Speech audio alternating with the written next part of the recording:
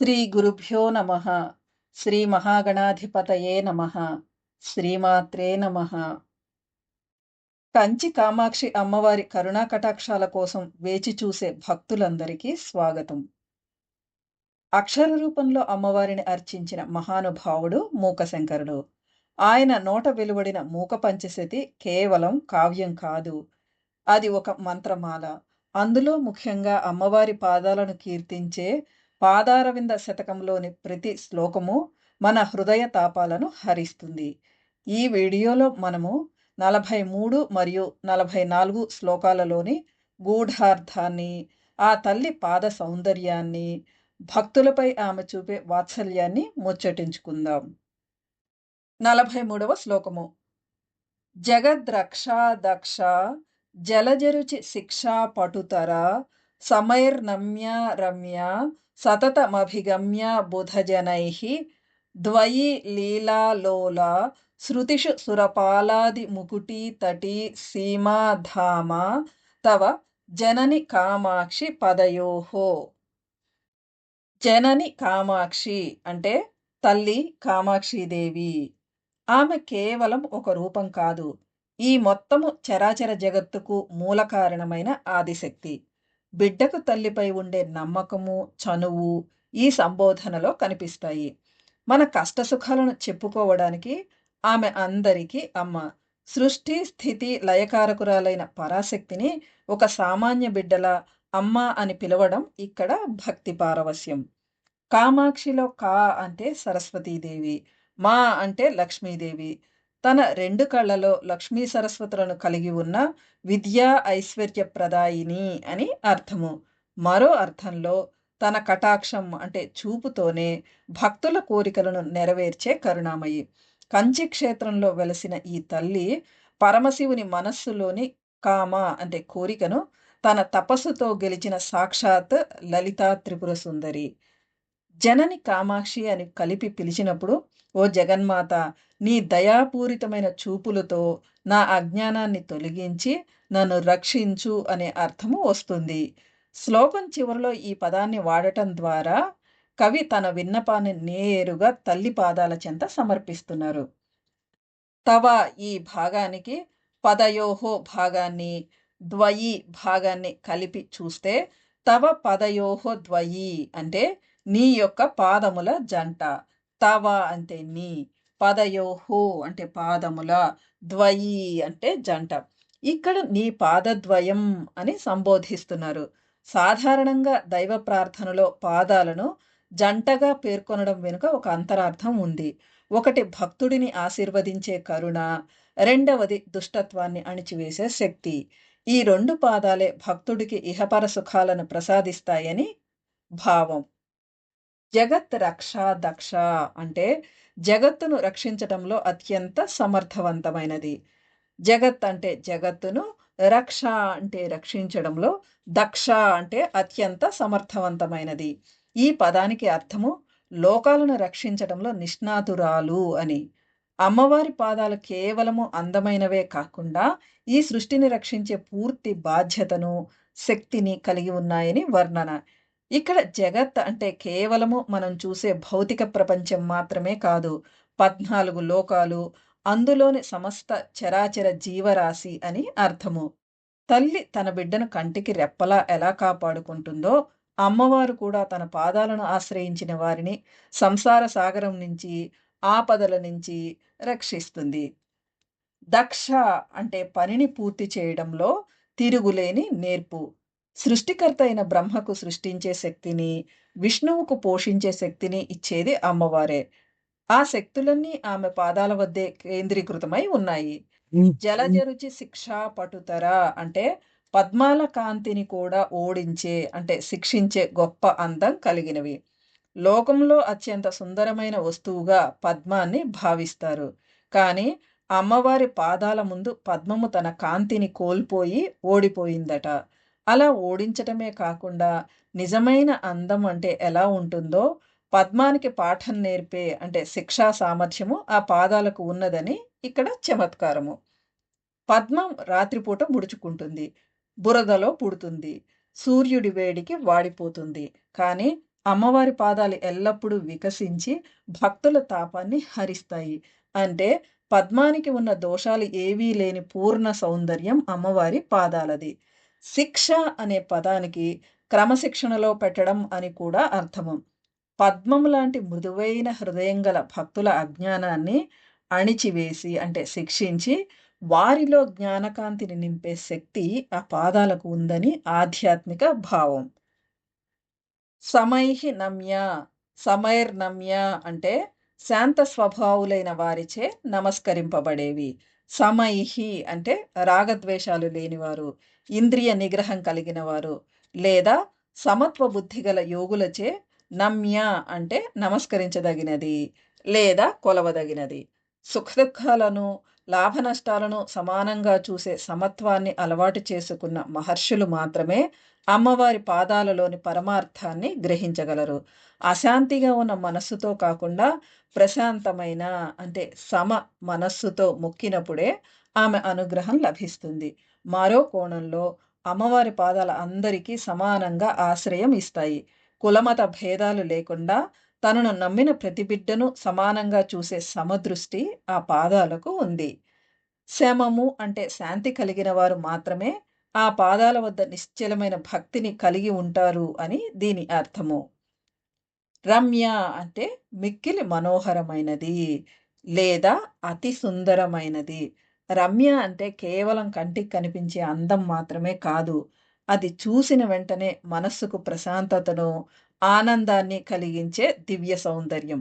అమ్మవారి పాదాలు వర్ణనాతీతమైన లావణ్యంతో మెరిసిపోతుంటాయని భావము. త్రిపుర సుందరిగా అమ్మవారు సౌందర్యానికి నిలయం. ఆమె పాదాలను దర్శించిన భక్తుడికి సంసార తాపత్రయాలన్నీ మర్చిపోయేంతటి పరమానందం కలుగుతుంది. ఆ ఆనందాన్ని ఇచ్చే గుణమే రమ్యత. మనస్సును నిలకడగా ఉంచుకోవడానికి ఏకాగ్రత అవసరం. అమ్మవారి పాదాల అంత రమ్యంగా ఉండబట్టే యోగులు తమ మనస్సును వేరే ఎక్కడికి పోనీయకుండా ఆ పాదాలపైనే లగ్నం చేయగలుగుతారు. సతతం అభిగమ్య బుధజనైః అంటే జ్ఞానులచే లేదా పండితులచే ఎల్లప్పుడూ చేరుకోదగినది లేదా ఆశ్రయించదగినది. బుధజనులు అంటే కేవలం చదువుకున్నవారు కాదు. సత్యం ఏదో తెలిసిన జ్ఞానులు. అల్పమైన ప్రాపంచిక సుఖాల కంటే అమ్మవారి పాదాలనే శాశ్వతమైన ఆశ్రయంగా వారు గుర్తిస్తారు. సతతం అనే పదము ఇక్కడ ముఖ్యము. సామాన్యులు కష్టం వచ్చినప్పుడు మాత్రమే దేవుడిని తలుస్తారు. కానీ జ్ఞానులు శ్వాసలాగా నిరంతరం అంటే 24/7 తమ మనసును అమ్మవారి పాదాల వద్దే ఉంచుతారు. అభిగమ్య అంటే మనం వెతకాల్సిన అసలైన చిరునామా. మోక్షం కావాలనుకుంటే ఏ ప్రాణికైనా చివరికి చేరుకోవాల్సిన అసలైన గమ్యం అమ్మవారి పాదపద్మాలే. లీలా లోలా శృతిషు అంటే వేదముల యందు విలాసంగా విహరించడం నందు ఆసక్తి కలిగినవి. శృతి అంటే వేదము. వేదాలు పరమాత్మ తత్వాన్ని వెతుకుతూ ఉంటాయి. వేదాల చివర ఉండే ఉపనిషత్తులనే వేదాంతము అంటారు. అమ్మవారి పాదాలు ఆ వేదాంత భాగాలలో అంటే ఉపనిషత్తులలో విహరిస్తుంటాయి. అంటే వేదాలన్నీ ఏ పరమ సత్యాన్ని వెతుకుతున్నాయో ఆ సత్యమే అమ్మవారి పాదాలు. వేదాలకు కూడా అమ్మవారి పూర్తి స్వరూపం అంతుచిక్కదు. అందుకే అవి అమ్మవారి పాదాల వద్దే ఆగిపోయి అక్కడే విలాసంగా లీలగా సంచరిస్తూ ఉంటాయి. అమ్మవారు శబ్దబ్రహ్మమయి. వేద మంత్రాలన్నీ ఆమె శక్తికి రూపాలే. ఆ మంత్రాలన్నింటికీ ఆధారము, గమ్యము ఆమె పాదాలేనని కవి భావన. సురపాల ఆది ముకుటి తటి సీమా ధామ. సురపాలాది ముకుటి తటి సీమా ధామ. అంటే ఇంద్రుడు అంటే సురపాల మొదలైన దేవతల కిరీటాల యొక్క అంచులే లేదా అగ్రభాగాలు అనే సరిహద్దులను నివాస స్థానముగా కలిగినది. ఇంద్రుడు, బ్రహ్మ, విష్ణువు వంటి గొప్ప దేవతలు కూడా కామాక్షిదేవికి సాష్టాంగ నమస్కారం చేస్తారు. వారు అలా వంగి మొక్కినప్పుడు వారి కిరీటాల అగ్రభాగాలు అంటే ముకుటి తటి అమ్మవారి పాదాలను తాకుతాయి. అంటే లోకాలను పాలించే ఆ దేవతల కిరీటాలే అమ్మవారి పాదాలకు నిలయాలు, ధామ. దేవతల కిరీటాలలో అమర్చిన అమూల్యమైన నవరత్నాల కాంతి అమ్మవారి పాదాల గోళ్ల కాంతితో కలిసిపోతుంది. ఇది అమ్మవారు అందరికంటే పైన ఉన్న పరాశక్తి అని నిరూపిస్తుంది. ఎంతటి పదవిలో ఉన్న సురపాల అయినా, అంటే ఇంద్రుడైనా, అమ్మవారి పాదాల చెంత తల దించవలసినదేనని, అక్కడే అసలైన శాంతి లభిస్తుందని దీని అంతరార్థం. మొత్తం శ్లోక తాత్పర్యము. తల్లి కామాక్షిదేవి జగత్తును రక్షించడంలో అత్యంత సమర్థవంతమైనవి, పద్మాల కాంతిని తలదన్నే సౌందర్యం కలవి, సమచిత్తులైన వారిచే నమస్కరింపబడేవి, మనోహరమైనవి, జ్ఞానులచే నిరంతరము ఆశ్రయించదగినవి, వేదాలలో విహరించేవి, మరియు ఇంద్రాది దేవతల కిరీటాల అగ్రభాగములే నివాస స్థానముగా కలవి అయిన నీ పాదద్వయానికి నమస్కారం.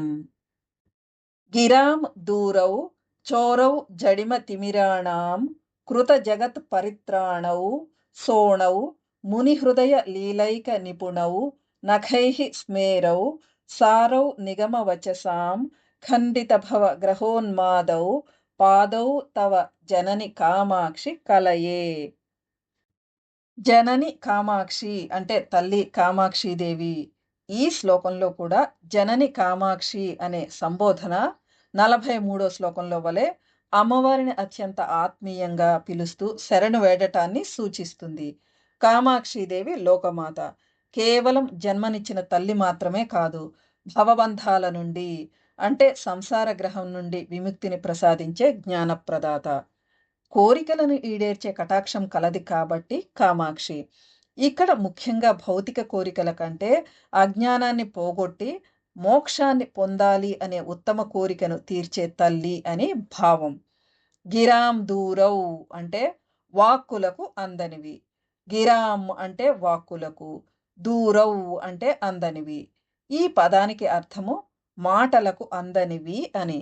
అమ్మవారి పాదాల సౌందర్యాన్ని కానీ వాటి మహిమను కానీ వర్ణించటానికి భాష సరిపోదు. సాక్షాత్తు సరస్వతీదేవి కూడా ఆ పాదాల వైభవాన్ని పూర్తిగా వివరించలేదు అని కవి భావం.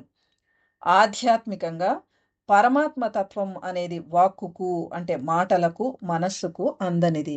మాటలు ఎక్కడైతే ఆగిపోతాయో అక్కడ అమ్మవారి పాదాల అనుభూతి మొదలవుతుంది. ఎంత గొప్ప కవి అయినా, ఎన్ని ఉపమానాలు వాడినా ఆ పాదాల దివ్యత్వాన్ని కేవలం కొంతవరకే చెప్పగలరు. అందుకే అవి గిరాం దూరౌ అంటే వాక్కుకు అందని దూరంలో ఉన్నాయి. జడిమ తిమిరాణాం చోరౌ అంటే స్తబ్దత లేదా మందబుద్ధి లేదా అజ్ఞానము అనే చీకట్లను దొంగిలించేవి. జడిమ అంటే స్తబ్దత లేదా మందబుద్ధి లేదా అజ్ఞానము. తిమిరాణం అంటే అనే చీకట్లను, చోరౌ అంటే దొంగిలించేవి. ఈ ప్రపంచంలో అత్యంత ప్రమాదకరమైన చీకటి అజ్ఞానం. ఆ అజ్ఞానమనే చీకట్లను అమ్మవారి పాదాలు దొంగిలిస్తాయి. అంటే భక్తుడికి తెలియకుండానే అతనిలోని అజ్ఞానాన్ని, మందబుద్ధిని తొలగించి జ్ఞానాన్ని ప్రసాదిస్తాయి. దొంగలు విలువైన వస్తువులను దొంగిలిస్తారు. కానీ అమ్మవారి పాదాలు వింతైన దొంగలు. అవి భక్తుడి దగ్గర ఉన్న పనికిరాని అజ్ఞానాన్ని, జడత్వాన్ని అంటే జడిమను దొంగిలించి అతనికి పరమానందాన్ని మిగిలిస్తాయి. సూర్యుడు బాహ్య ప్రపంచంలోని చీకటిని పోగొడితే కామాక్షి పాదాలు అంతరంగాన ఉన్న అజ్ఞాన తిమిరాన్ని అంటే చీకటిని హరిస్తాయి. కృత జగత్ పరిత్రాణౌ అంటే జగత్తును రక్షించే పనిని చేసేవి. జగత్ అంటే జగత్తును, పరిత్రాణౌ అంటే రక్షించే పనిని, కృత అంటే చేసేవి. అమ్మవారి పాదాలు కేవలం నిలకడగా ఉండేవి కావు. అవి నిరంతరము జగత్తును రక్షించే పనిని నెరవేరుస్తున్నాయి. భగవద్గీతలో కృష్ణుడు చెప్పిన పరిత్రాణాయ సాధూనాం అనే లక్ష్యాన్ని అమ్మవారి పాదాలు నెరవేరుస్తున్నాయని భావము. ఒక తల్లి తన బిడ్డను అప్రయత్నంగా ఎలా రక్షిస్తుందో అమ్మవారు కూడా తన పాదాల కదలిక ద్వారానే ఈ సృష్టిలోని ప్రాణికోటిని ఆపదల నుంచి కాపాడుతుంది.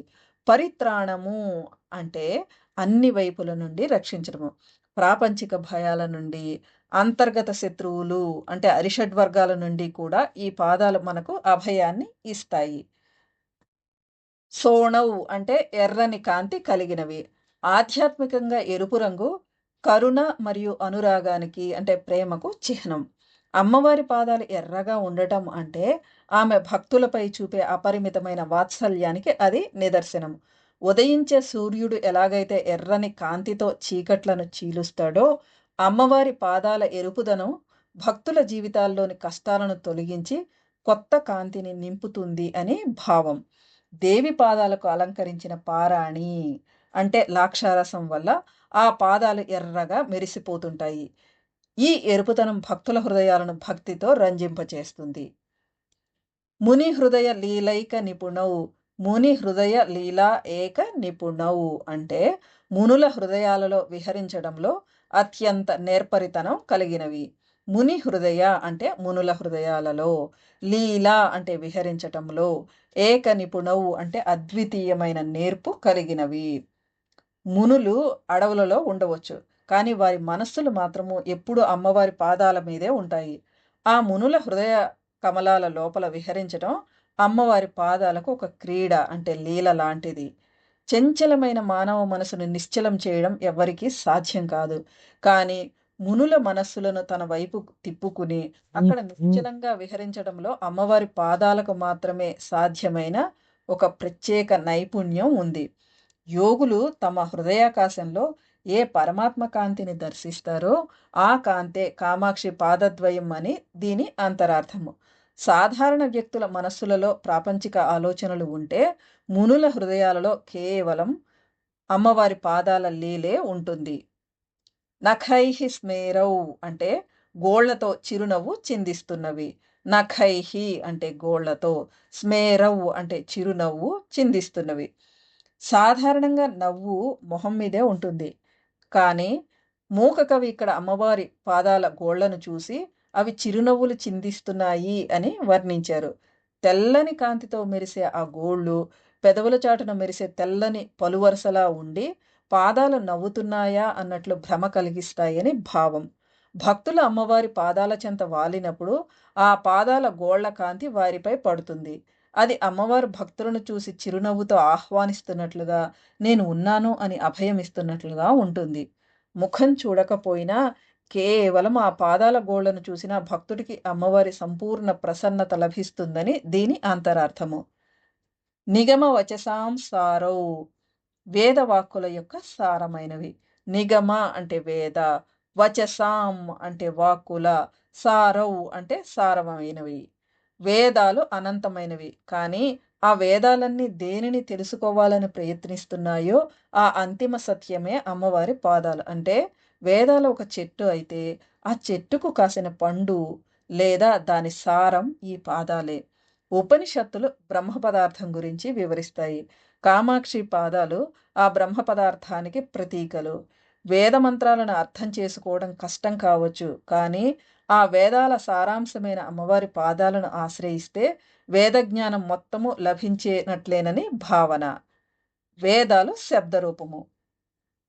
అమ్మవారి పాదాలు ఆ శబ్దానికి మూలమైన శక్తి రూపము. ఇకపోతే ఖండిత భవ గ్రహ ఉన్మాదౌ అంటే సంసారం అనే గ్రహ ఉన్మాదాన్ని ముక్కలుగా చేసేవి. భవగ్రహ అంటే సంసారం అనే, గ్రహ ఉన్మాదౌ అంటే ఉన్మాదాన్ని, ఖండిత అంటే ముక్కలుగా చేసేవి. ఈ సంసారాన్ని కవి ఒక క్రూరమైన గ్రహపీడతో పోల్చారు. ఒక వ్యక్తిని గ్రహం ఆవహిస్తే అతను తనను తాను మర్చిపోయి ఎలా పిచ్చిగా ప్రవర్తిస్తాడో అలాగే మనిషి కూడా ఈ మాయా ప్రపంచంలో పడి అశాశ్వతమైన వాటిని శాశ్వతము అని నమ్మి ఉన్మాదిలా తిరుగుతుంటాడు. అమ్మవారి పాదాలు ఆ భ్రమను ముక్కలు చేసి మనిషిని ఆ మానసిక వ్యాధి నుండి విముక్తుడిని చేస్తాయి.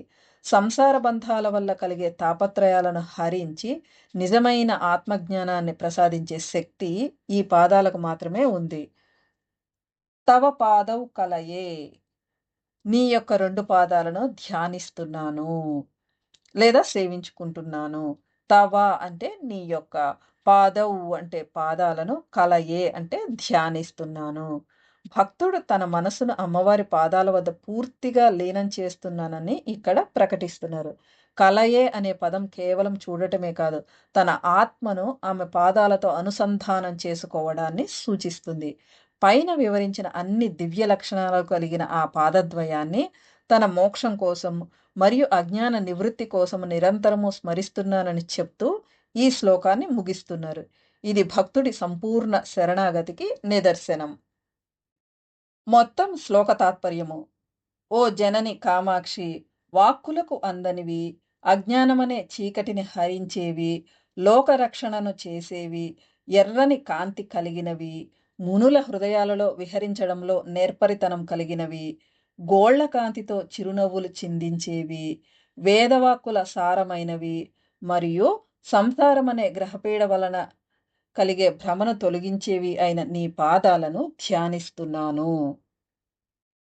చూశారు కదా!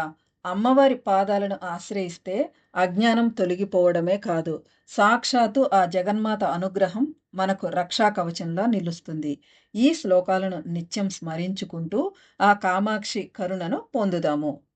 సకల రోగ నివారిణి శ్రీకృష్ణ తత్వసారమైన నారాయణీయం మన 2వ ఛానల్ అయిన అమృతఝరి ఛానల్లో సరళమైన వ్యాఖ్యానంతో వివరించబడుతోంది. వచ్చే వీడియోతో మళ్ళీ కలుద్దాము. అంతవరకు సెలవా మరి. ఉంటాను. స్వస్తి. శ్రీమాత్రే నమః.